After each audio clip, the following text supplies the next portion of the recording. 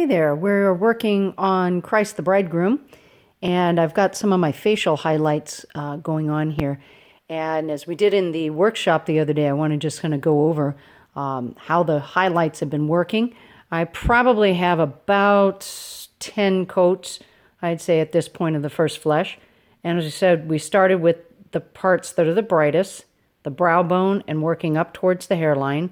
And with each subsequent layer, I'm going a little bit closer and closer and closer. I don't go all the way to the hairline with all the coats because it should fade out towards where the hairline meets. And come down the nose, little gap here, and then the tip of the nose, the nostril, then the eye, under the eyes, starting here and pulling down. You'll notice it's brighter up here on this cheek where the light hits, fading into the bearded area, which eventually will be covered with hair. We've got a little bit of highlight over the top of the lip at the philtrum.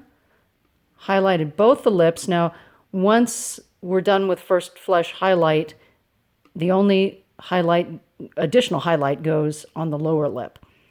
A little in the corners of the mouth to give that bright sadness, and then starting at the chin bump and working down and fading out into where the beard will be. We've got this tendon on the neck that's very bright. It gets a lot of coats, and then it fades out here into the collarbones. And again, the collarbones, starting at the collarbone and working your way down and fading into the edge. All right, letting the zankier that's underneath actually create some of the shaping there. There's no outline there, but we let the zankier do the work to get the sense of a collarbone.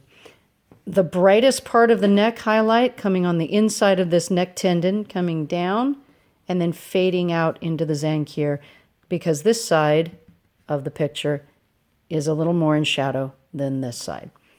Okay, so the image, there is a side that has a little more shadow than the other. Now, the background, I've just started doing the washes on the background. This is the first wash, and you'll notice it's very, very streaky, and that's okay. It's supposed to be kind of streaky.